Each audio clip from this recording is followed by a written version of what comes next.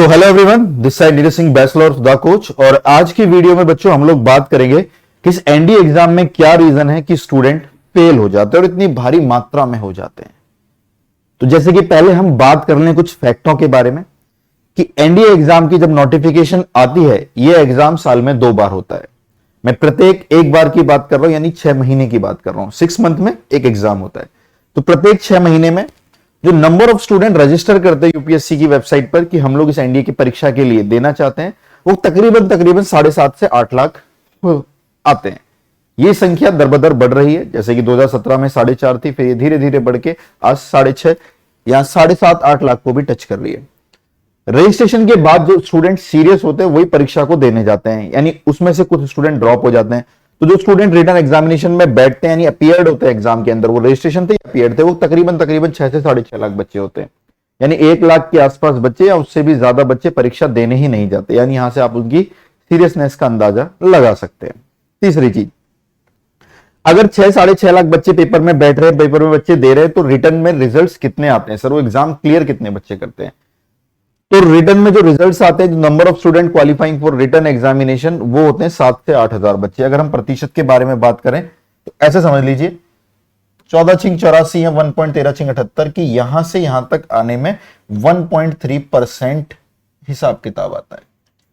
यानी यही असली लड़ाई है कि 6-6.5 से उस 7,000-8,000 बच्चों में कैसे आया जाए। या लमसम 1% अगर आप मानना चाहें, 1 से थोड़ा सा ज्यादा होता है, 1% होता है 100 में से 1।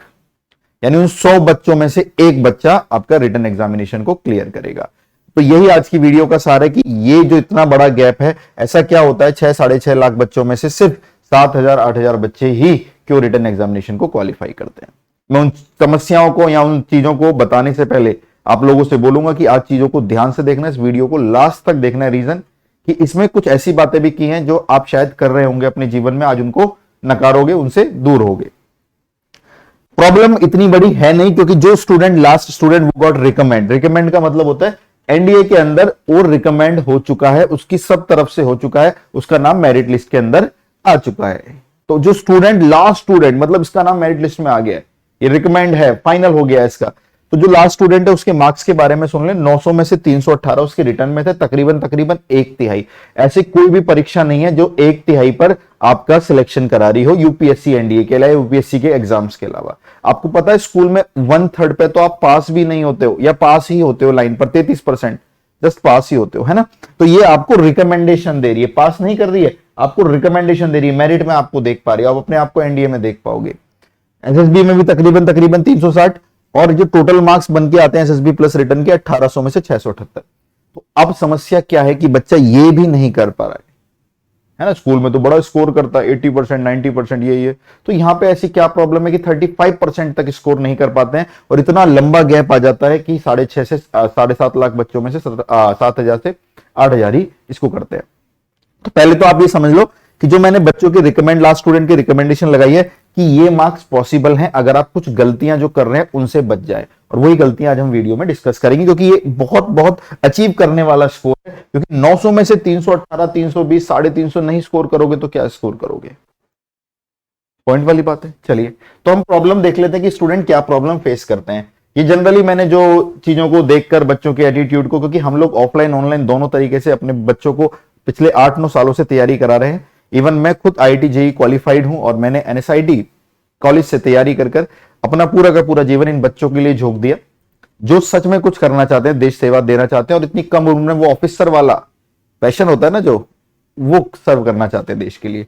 तो बच्चों, पहली प्रॉब्लम जो हम फेस करते हैं, ये मानना पड़ेगा कि academics background plays a very very important role. आप देखते हैं कि किसी की स्कूलिंग कहीं से हुई है, किसी की स्कूलिंग कहीं से हुई है। आमतौर पर अगर मेहनत करोगे तो आप सब बराबर हो, लेकिन मेहनत नहीं करोगे तो कुछ लोग पीछे रह जाते हैं। तो academics background plays a very important role. यानी 11th-12th में बच्चे को थोड़ी सी जागरूकता, थोड़ी सी सीरियसनेस और उसके आसपास का माहौल वो मिलना चाहिए, वो पढ़ाई मिलनी चाहिए जिसके लिए उसको परीक्षा के बाद क्लियर करना आसान हो जाए। ऐसे में कई फेक चीजें चलती हैं, जैसे कि कहते हैं लोग कि आइए हम अपना एकेडमिक्स की भी तैयारी कराएंगे, लेकिन उस लेवल की तैयारी वो लोग नहीं कराते। ये पूरा का पूरा एक स्कैम होता है। तो एकेडमिक बैकग्राउंड अच्छे होने से क्या होता है, स्कूलिंग से आप अपने अंदर कई तरह की क्वालिटीज डेवलप करते हैं। आप डेवलप करते हैं कि कैसे रिलेशनशिप एक दूसरे के साथ मैनेज करनी है। रिलेशनशिप का मतलब ये दोस्ती, वो टीचर्स, वो पेरेंट्स, वो हर एक चीज के बारे में आप चीजों को कनेक्ट कर पाते हैं कि यार लाइफ में इन सब चीजों का कितना बड़ा रोल है, क्योंकि एट द एंड आपको सबके लिए सोचना है। एनडीए में रिकमेंडेशन होने के बाद सबका मतलब आपकी टीम से। स्कूलिंग टाइम में आपका एटीट्यूड क्या रहता है, ये बहुत मैटर करता है। आपकी मेंटेलिटी क्या रहती है, आपके अंदर वो हंगर है लाइफ में कुछ करने की, वो मैटर करती है। और जो सबसे चीज मैटर करती है, आपकी कंपनी क्या है। कुछ लोगों का संगत का बड़ा असर पड़ता है। अगर 11th-12th में आप कहते हैं कि बच्चा हाथ से निकल गया, इसका मतलब लोग पेरेंट्स क्यों बोल रहे हैं कि उनकी कंपनी थोड़ी सी खराब मिल गई है। हमारे एनडीए के एग्जाम में गर्ल्स और बॉयज दोनों के लिए सुविधा है। तो थोड़ी सी चीजों को समझिए। अगर छोटे बच्चे इस चीज को देख रहे हैं, अपनी एकेडमिक्स पर काम करिए। इतना तो जरूर करिए कि जब आप कहीं पर बैठे हो या परीक्षा दे रहे हो, आपको ये ना हो कि पहले काश पढ़ लेता है, इस तरह गलती नहीं करता, क्योंकि जो साल का समय है ना, वो बहुत इंपॉर्टेंट है। दूसरी चीज की तरफ आते हैं, नॉट टारगेटेड प्रिपरेशन। आप यूपीएससी एनडीए की तैयारी कर रहे हैं, आप समझ लीजिए यूपीएससी का सबसे इजी एग्जाम अगर कोई क्लियर करना है तो वो एनडीए है। यूपीएससी का बोल रहा हूं। यूपीएससी में आगे जैसे आप जाओगे, ग्रेजुएशन के बाद बड़ी दिक्कतें आती है, बहुत एग्जाम्स का जो लेवल है हाई हो जाता है। तो अगर एग्जाम को क्लियर करना आसान है, इजी है, टारगेटेड, तो हम एक ऐसी प्रिपरेशन क्यों ना करें जिसको टारगेटेड बनाए, इसको योजना नहीं बनाए। लाइक कुछ बच्चों के 5वें अटेम्प्ट, चौथे अटेम्प्ट ही हो रहे होते हैं। मैं मानता हूं कुछ गलतियां हो रही होती हैं, लेकिन इस एग्जाम के अंदर एक टारगेटेड प्रिपरेशन लगती है। आपको एक लिमिटेड मंथ्स के लिए पूरी एनर्जी के साथ, पूरी डेडिकेशन के साथ तैयारी करनी पड़ती है। इसको हम बोलते हैं टारगेटेड प्रिपरेशन, जिसमें नियमित समय के अंदर नियमित चीजों को अचीव करना होता है, अपने फाइनल गोल, अपने फाइनल समय तक अपने फाइनल गोल को अचीव करना होता है। यानी टारगेटेड प्रिपरेशन में बच्चे बड़ी गलतियां कर देते हैं। ठीक है, तो अपनी प्रिपरेशन को पहले टारगेटेड बनाओ। इसमें बहुत सारे फैक्टर हैं जो मेरे को आजकल पता लग रहा है, क्योंकि देखिए एक चीज तो सच है कि कोविड से पहले और कोविड के बाद काफी चीजें बदल गई हैं। कोविड से पहले कई लोग जो डिफेंस बैकग्राउंड के थे या डिफेंस उनका कुछ कहीं ना कहीं कनेक्शन था, वो लोग जब कोचिंग्स को रन करते थे वो अपने नाम से रन करते थे, लेकिन आपको भी पता है वहां पर वो क्वालिटी ऑफ टीचर्स नहीं मिलते थे। कोविड के दरमियान चीजें ऑनलाइन आई, ऑनलाइन के नुकसान भी हुए तो फायदे भी हुए। आप कई अच्छे टीचरों से मिले, आप कई अच्छे लोगों से मिले जो आपके सब्जेक्ट को बड़ा आसान बनाया। ठीक है, तो ये तो चीज निकल कर आई है कि ऑनलाइन के अगर नुकसान है तो फायदे भी उसने कहीं ना कहीं किए हैं। आपको उन लोगों से मिला है जो सच में तैयारी कर रहे हैं। और आज दुनिया इधर की उधर हो गई है। जो लोग पागलों की तरह उन कोचिंग्स की तरफ भागते थे, आज लोग वो बच्चे उन टीचर्स के पास आ रहे हैं जो सच में काबिलियत रखते हो रिटन एग्जामिनेशन को क्लियर करवाने की और कराने की। तो टारगेटेड प्रिपरेशन नहीं करने के रीजंस क्या होते हैं? स्टूडेंट का पजल रहना, क्या पढ़ूं, यूट्यूब से पढ़ लूं, ऑनलाइन पढ़ लूं, ऑफलाइन पढ़ लूं। बेटा एक मेंटेलिटी आपको बनानी पड़ेगी, पजल नहीं होना है। पजल में दिक्कत क्या है? आपको यही नहीं पता है कि आप एक्शन कब ले रहे हो और आपका समय जो निकल रहा है। मैंने क्या बोला? टारगेटेड प्रिपरेशन, एक समय में ही चीजें करनी है। तो अपने माइंड थॉट्स को क्लियर करो। आपका ये गोल आपको बहुत कुछ देने वाला है, आपकी फैमिली की लाइफ को अच्छा करने वाला, आपको ऑफिसर बनाने वाला है, आपके लिए फाइनेंशियली और मेंटली और देश के लिए भी देखो कितना कुछ देने वाला है। तो इसको आप इतनी लाइटली नहीं लेंगे। अगर आपको करना है, आप पूरा माइंड मेकअप करिए कि आप किसी ऑफलाइन कोचिंग को ज्वाइन करेंगे, किसी ऑनलाइन कोचिंग को ज्वाइन करेंगे। अगर यूट्यूब से प्रिपेयर करेंगे तो कौन कौन से टीचर हैं, कैसे कैसे क्या है, जिनका अच्छा रिकॉर्ड है, या इससे फायदा भी है नुकसान भी है, कि आपका ज्यादा समय खराब हो रहा है, ये सब पे वर्क करना बहुत जरूरी है। तो पजलनेस बिल्कुल नहीं होनी चाहिए क्योंकि समय बहुत कम है। दूसरा, टीचर सिलेक्शन। यार ये बड़ा बड़ा मेजर रोल प्ले करता है टीचर्स का सिलेक्शन। आप लोग देखते हैं आमतौर पर एक हाइप क्रिएट होती है, कुछ संस्थान आते हैं 1-2 साल में, बोलते हैं हमने इतने सिलेक्शन दे दिए, ये दे दिए, वो दे दिए। तो मतलब वो लोग क्या हैं जो अपने 7-8 सालों से भैया मुखर्जी नगर या किसी बड़ी संस्था के साथ पढ़ा रहे हैं। कहने का मतलब आपको अपने टीचरों का चयन एक ऑनलाइन हाइप क्रिएट करने वाले माध्यम से नहीं करना चाहिए। और कितने रिजल्ट्स दे रहे हैं, कब से दे रहे हैं, कब से पढ़ा रहे हैं, क्या वो सच में इतनी मेहनत कर रहे हैं, या सिर्फ जो मेहनत कर रहे हैं आपको एक दिखावा है या छलावा है, उनका कंटेंट का दम क्या है, उनका कनेक्शन क्या है पेपर से, ये सब चीजें बहुत मैटर करती है। ठीक है, तो अपने टीचर्स, अपनी टीम का जो सिलेक्शन है वो चयन कर लीजिए, और एक बार जिस टीम के साथ जुड़ गए पढ़िए उससे पूरा विश्वास कर। लेकिन शुरुआत में ही आपको पता लग जाना चाहिए कि क्या आप सही टीम के साथ हो या गलत टीम के साथ हो। तीसरी चीज, fake coaching and dummy teachers. यार ये मैं जरूर बताऊंगा। आप देखते होंगे आमतौर पर हमारे भारत देश के अंदर हर दिन 10-15 कोचिंग नहीं खुलती हैं और हर दिन 10-15 कोचिंग बंद होती हैं। बट ये किसी तरह के एक्स्ट्रा ऑफर्स देकर, कैसे भी करके, कुछ भी करके बच्चों को पुल करते हैं। ये अब के नहीं है, जस्ट नए आते हैं, कुछ कुछ करते हैं, या फिर डूब रहे होते हैं तो कुछ ऐसे ऐसे करके कर रहे होते हैं, और उसमें बच्चा जाल साजे में फंस जाता है। क्योंकि ऑनलाइन दुनिया एक ऑफलाइन दुनिया है ना। आप जैसे ऑफलाइन कोई बच्चा है, सपोज समझ लीजिए फीस मान लीजिए ₹X है, तो वो जाता है वहां से कोचिंग करने के लिए, फिर उसको बाहर जाके कुछ और लोग पकड़ते हैं, वो कोचिंग अप्रोच करती हैं, वो कहते हैं नहीं नहीं नहीं, हम आपके पैसे हाफ कर देंगे। बच्चा कहता है अरे हाफ हो गए, लेकिन इनडायरेक्टली आप गलत कोचिंग में चले गए, वो कोचिंग उस काबिल है ही नहीं जहां पे आपकी कोई तैयारी कराई जाए। तो फेक कोचिंग से बचना है। और डमी टीचर्स होते हैं जो जस्ट हाँ हम एनडीए भी पढ़ा लेंगे, मतलब उन्होंने कुछ सर्वे ही नहीं कर रखा कब से एनडीए क्या लेवल, यूपीएससी क्या पूछता है, किस तरीके से बच्चों को सिलेबस कराया जाएगा, जस्ट वो आके उन कोचिंग्स में पढ़ा रहे होते हैं या उस प्लेटफॉर्म पे पढ़ा रहे होते हैं।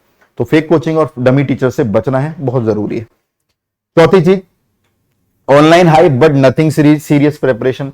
हाइप इतनी बड़ी है, तहलका, ये वो कुछ दुनिया भर की बातें, लेकिन उन्हीं के जो अच्छे स्टूडेंट थे, सीरियस स्टूडेंट थे, वही एग्जाम को क्लियर नहीं कर पा रहे हैं।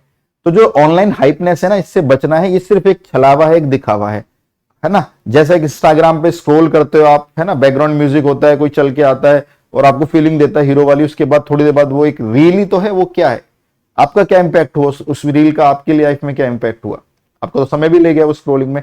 ऐसी हाइपनेस होती है, चीजों को ऑनलाइन हाइप करके इतना बड़ा दिखाया जाता है कि कितना कुछ है, क्या है, जबकि पीछे की तरफ सबको पता होता है कि यार ये तो कुछ है ही नहीं। भाई अगर 10,000 में से 100 बच्चे भी क्लियर नहीं कर पा रहे पेपर को, तो क्या फायदा किसी चीज का। तो इस चीज से बचना है। Last, social networking. आप लोग जो लोग ऑनलाइन वाले स्टूडेंट्स हैं, ऑफलाइन तो सारे, ऑफलाइन वाले सारे के सारे बच्चे बच जाते हैं सोशल नेटवर्किंग से, लेकिन जो ऑनलाइन वाले बच्चे हैं वो सारे के सारे सोशल नेटवर्किंग में फंस जाते हैं। लाइक फोन उनके पास होता है, वेब है, दुनिया भर की चीज है, इंस्टा है, फेसबुक है, और फिर तैयारी कहीं और चली जाती है, जो हमारा टारगेट था वो कुछ और ही रह जाता है। तो ये गलतियां जनरली बच्चे करते हैं। समझ में आ गई बात। तो पहला तो अपना चयन ढंग से करिए, क्योंकि वही आपका मेन मुद्दा है, क्योंकि ये प्रिपरेशन ज्यादा लंबी है नहीं, एक टारगेट टाइम में इसको अचीव किया जा सकता है। अब बात कर लेते हैं हम कंटेंट के रिगार्डिंग। कंटेंट मतलब आपका पेपर है जो मैथ्स और जीएटी में डिवाइड होता है, तो प्रॉब्लम्स क्या आती है मैथ्स के अंदर और जीएटी के अंदर, स्टूडेंट से बात करके हमें पता लगा, हम उनके बारे में आपको रखेंगे। पहला, कई बच्चे होते हैं एनडीए करना है लेकिन 11th-12th में बिल्कुल भी मेहनत नहीं करनी है, तो उनका 11th-12th का बेसिक्स बहुत ज्यादा खराब होता है। तो ये नहीं कि बहुत खराब हो गई हैं चीजें, समय रहते हुए चीजें सुधारी जा सकती हैं, लेकिन जिस दिन आपको पता लगेगा कि आप ऑलरेडी काफी बच्चों से पीछे हो, मान लीजिए 12th आपने कर लिया बट आपका 11th-12th बहुत खराब है, जिस दिन आपको पता लगेगा बाकी बच्चों से पीछे, आपको ज्यादा मेहनत करनी पड़ेगी। अगर आप उनके जितनी मेहनत करोगे तो आप उनसे तो पीछे रहोगे जिंदगी भर, क्योंकि आपके बेसिक्स उतने स्ट्रांग नहीं है जितने बाकी बच्चों के। तो 11th-12th जिन बच्चों के बेसिक्स खराब होते हैं वो थोड़ा सा मार खाते हैं इस चैप्टर के, इस चीज के अंदर। तो हो जाएगा चीज, सब होगा, गलतियां सभी करते हैं। मैं बोल रहा हूं प्रॉब्लम्स क्या आती है, ये प्रॉब्लम्स है, इन्हीं पे तो काम करना है, तो इन पे एक्स्ट्रा काम करेंगे। डेली जो बच्चा 4 घंटे पढ़ रहा है हम उससे 6 घंटा पढ़ेंगे, तो ये भी चीजें ठीक की जा सकती है। जनरली ये प्रॉब्लम है 11th-12th के मैथ्स बेसिक्स का खराब होना। दूसरा, student find difficult to understand math. Students को बहुत समस्या आती है मैथ्स को समझने में, और है भी। जब टीचर्स क्लास में क्वेश्चंस करा रहे होते हैं, बच्चा कहता है अच्छा अच्छा यार तो सिंपल है, चीजें आसान है, लेकिन जब भी वो चीज को फेस करता है एग्जैक्टली पेपर में, तो सिनेरियोस बदल जाता है। उस क्वेश्चन का 70% लॉजिक भी उसके अंदर लग रहा होता है, तो अगर उसने तैयारी ढंग से करी है तो उसको पकड़ लेगा। लेकिन अगर तैयारी ढंग से नहीं करी है, काफी क्वेश्चंस नहीं करे, शीट्स नहीं लगाई है, टेस्ट वेस्ट नहीं दिए, तो वो चाहते हुए भी, मतलब उसको उसका तकरीबन 70% नॉलेज थी उस क्वेश्चन की, फिर भी उसको गलत कर देगा या नहीं करके आएगा, क्योंकि स्टूडेंट मैथ्स को थोड़ा डिफिकल्ट फाइंड करते हैं चीजों को समझाने का। तो ये आपके टीचर्स पे डिपेंड करेगा कि मैथ्स को कितना आसान बनाएंगे, ताकि आप उसको परीक्षा में तब तक तो याद रख सको जब तक आपको अप्लाई करना है। ठीक है, ये इंटरेस्ट डेवलप करना है सब्जेक्ट्स के अंदर। ठीक है, वो आपके टीचर्स पे होता है कि स्टूडेंट्स का कैसे इस डिफिकल्ट लेवल पर काम कर कर उनके मैथ्स को अंडरस्टैंड बनाया जाए। दूसरा, unusual pattern in paper. UPSC is always giving you surprises कि ऐसा ऐसा, इस चैप्टर के बारे में धारणा लगाएगा इतना आएगा, अगली बार उस चैप्टर में से कम कर दिया क्वेश्चन। इस चैप्टर के बारे में धारणा लगाएगा यार इसमें से तो कुछ भी नहीं, अगली बार उस चैप्टर से सारा पूछ लिया। यानी थोड़ा सा पैटर्न में जो अनयूजुअलिटी है, यानी चीजें कभी कभी ऐसे आ जाती है कि एक्सपेक्ट ही नहीं करता बच्चा कि इतना क्वेश्चन आएगा इससे या ऐसे आएगा। तो जो अनयूजुअल पैटर्न है इन पेपर के लिए, सिर्फ इसका एक इलाज है, हर एक चैप्टर को शुरुआत से लेकर आखिरी तक पूरे इंटरेस्ट के साथ सारे क्वेश्चन सब तरीके के साथ पढ़ा जाए। बीच में किसी भी एक टॉपिक पर ऐसा ना सोचा जाए कि ये क्या आएगा, या बच्चे शुरुआत करते करते आखिरी तक जब पहुंचते हैं, अबे यार इस चैप्टर तो यार इसमें तो 8 दिन लग गए, एक काम करते हैं 6 दिन वाला ही पढ़ लेते, ये 2 दिन वाली क्लास जरूरी थोड़ी ना है। जैसा कि इस बार कॉम्प्लेक्स नंबर के अंदर हुआ, 16 अप्रैल 2022 को कॉम्प्लेक्स नंबर के 5 क्वेश्चन आए, जिनमें से हम कह सकते हैं कि 4 क्वेश्चन सिर्फ क्यूब रूट ऑफ यूनिटी से होते हैं, जिसको लास्ट क्लास में हम लोग कराते हैं कॉम्प्लेक्स नंबर की। तो सोचिए, चैप्टर की शुरुआत से आखिरी तक आके उसने पूरे के पूरे 4 क्वेश्चन एक पैटर्न से दे दिए। तो अनयूजुअल पैटर्न इसलिए ताकि हम लोग ढंग से पढ़ाई नहीं करते, तो आप लोगों को ढंग से पढ़ाई करनी है, ताकि आपके टीचर्स जो आपको पढ़ा रहे हैं शुरू से लेकर आखिरी तक पूरा इंटरेस्ट डेवलप करना है। शुरू में नहीं सोचना है कि ये स्किप करके जाना है, ये स्किप करके जाना है। आपको सब चीज अच्छे से पढ़नी, क्योंकि यू है, आपके पास समय है, आपने टारगेट दिया है अपने आप को, है ना। तो ये जनरली इश्यूज मैथ में आते हैं। अब हम बात कर लें जीएटी की इशू। जीएटी का सबसे बड़ा इशू होता है कि बच्चा जो साइंस स्ट्रीम का होता है वो तो इनको सीरियस लेता ही नहीं है कि यार इंग्लिश तो मेरी ठीक है और हिस्ट्री पॉलिटी ज्योग्राफी कौन पढ़ता है यार, जबकि आपको पता है 600 मार्क्स का आ रहा है जीएटी, और अगर आप लापरवाही करेंगे तो ये बैंड बजा देगा, गड़बड़ कर देगा आपकी। तो पहली बात, स्टूडेंट इनको सीरियस नहीं लेता है। दूसरा, सीरियस लेता है तो बोर्ड हो जाता है, हिस्ट्री पॉलिटी ज्योग्राफी इकोनॉमिक्स कौन पढ़े यार, देख लेंगे लास्ट में पढ़ लेंगे। बोरनेस बहुत फील करते हैं बच्चे। तो बोरनेस दूर करने का रीजन अगेन ये आपके टीचर से जो सब्जेक्ट में इंटरेस्ट डेवलप करेंगे।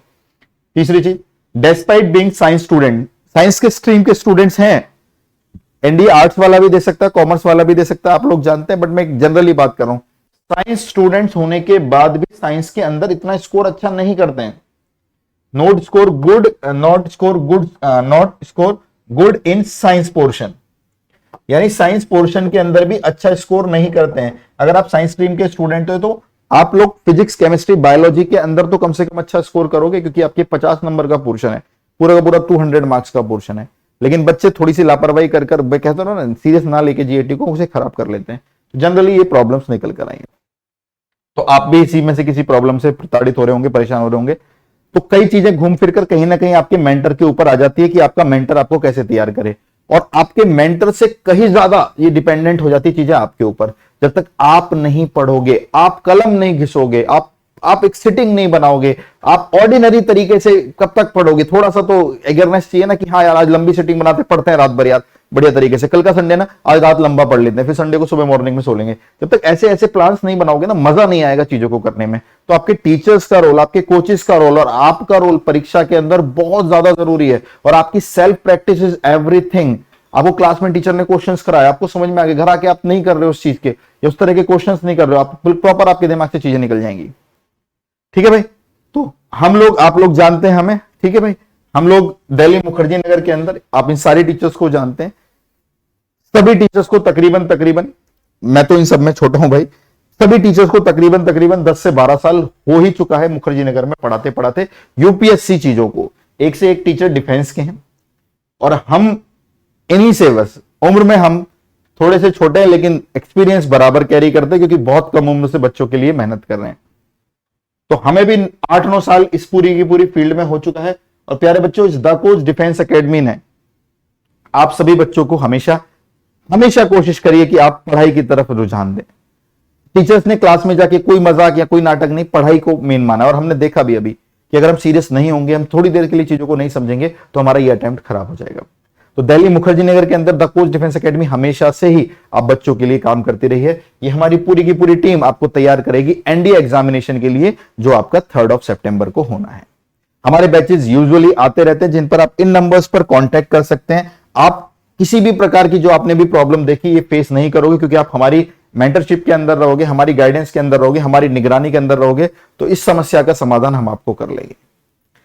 हमारा न्यू बैच 9 मई को आ रहा है, और हमारे बैचेस आते ही रहते हैं। तो इन नंबर्स पर आप कॉल कर न्यू बैच के इंफॉर्मेशन के बारे में जान सकते हैं, दिल्ली मुखर्जी नगर के अंदर द कोच डिफेंस एकेडमी। ठीक है भाई। अगर हम लोग आगे की तरफ चलें, कई बच्चे बाहर होते हैं, वो हमसे ऑनलाइन पढ़ना चाहते हैं। तो ऑनलाइन में पहला तो हमारा ये नारा है कि पूरी इंडिया को एजुकेशन अच्छी पहुंच पाए। मतलब कोर्स को 500 रुपए का कर देना, 3000 का कर देना, 2000 का कर देना, ये अपनी जगह अच्छी चीज है, लेकिन उस 500 रुपए 2000 3000 के कोर्स में पढ़ा कौन रहा है ये मैटर करता है। तो सारे एजुकेटर्स को एक जगह लाके एक नॉमिनल कॉस्ट के अंदर best strategy, best online platform के साथ, जिसमें आपको कोई समस्या ना आए और मिनिमम कॉस्ट के साथ पढ़ाना, ये इंडिया के लिए बेस्ट करना होता है, ये इंडिया को कुछ देना होता है। तो वही सारे के सारे मेंटर्स, अगर आप कहीं दूर हैं, नहीं आ पाते हैं, बट आपको ऑनलाइन पढ़ते हो, उन सब चीजों का ध्यान रखना पड़ेगा जो गलतियां आप कर रहे हो। तो आपके लिए ऑनलाइन बैचेस हम करियरविल एप्लीकेशन पे लाते हैं, जिसपे हमारा न्यू बैच अभी लॉन्च हुआ है। और मैं फिर बोल रहा हूं, वही सारे टीचर्स जिन्होंने रैंक लगा रखी है एनडीए के अंदर, ठीक है, एनडीए के इतने सारे स्टूडेंट्स को मेंटर किया, ये हमारे फाइनल रिकमेंडेशंस है। आप सारे को जानते हो, ऑल इंडिया रैंक 24, 113, 136, 191, 335 और भी बहुत सारे स्टूडेंट्स हैं। इस लाइव बैच के अंदर हम आपको रिकॉर्डेड क्लासेस भी देते हैं, जिसमें मेरा पूरा का पूरा मैथ्स आपको पहले दिन से रिकॉर्डेड भी मिल जाएगा। यानी वो 150 क्लासेस मैथ्स की, 150 लेक्चर मैथ्स के आपको पहले दिन से रिकॉर्डेड मिलेंगे। लाइव सारे टीचर्स पढ़ाएंगे, हम भी लाइव पढ़ाएंगे, तो लाइव तो मिलेंगे, वो क्लासेस रिकॉर्डेड भी आपको सेव हो जाएंगे, मिल जाएंगे। इस बैच की ड्यूरेशन रहेगी, इसमें पीडीएफ मिलेंगे, असाइनमेंट मिलेंगे, टेस्ट मिलेंगे, डाउट सेशन रहेंगे और जो लैंग्वेज रहेगी वो इंग्लिश हिंदी दोनों रहेगी। यानी हिंदी वालों को थोड़ी सी ज्यादा मेहनत करनी है बस, लेकिन ये नहीं सोच के बैठ जाना दिमाग के अंदर कि आपके लिए कोई दिक्कत है, कोई समस्या नहीं है। मैंने क्या बोला, आप जब 12th के बाद आएंगे सारे स्टूडेंट कुछ यहां पर होंगे, कुछ ऐसे होंगे, कुछ ऐसे होंगे, कुछ ऐसे होंगे। बस समझ लीजिए एनडीए यहां पर है, तो जो यहां पर है तो वो बराबर मेहनत करेंगे तो भी पहुंच जाएंगे। ये वाला ज्यादा मेहनत करेगा, कम करेगा, ये पहले पहुंच जाएगा। और जो नीचे वाला है अगर वो इसके बराबर मेहनत करेगा तो कभी पहुंच ही नहीं पाएगा। नीचे वाले को थोड़ी ज्यादा मेहनत करनी पड़ेगी और ये मेंटरशिप हम आपको प्रोवाइड करेंगे। तो जल्दी कमेंट करके बताइए क्या रीजन है, आप लोग क्या गलतियां करते थे और अब से जो उन गलतियों को नहीं करोगे। आशा करता हूं आप सब लोग इस वीडियो से कुछ सीखने को मिलेगा। तब तक के लिए सभी लोग पढ़ते रहिए, मेहनत करिए, खूब नाम रोशन करिए, माता पिता का खूब नाम कमाइए। This side your coach Neeraj Singh Baisla is signing of.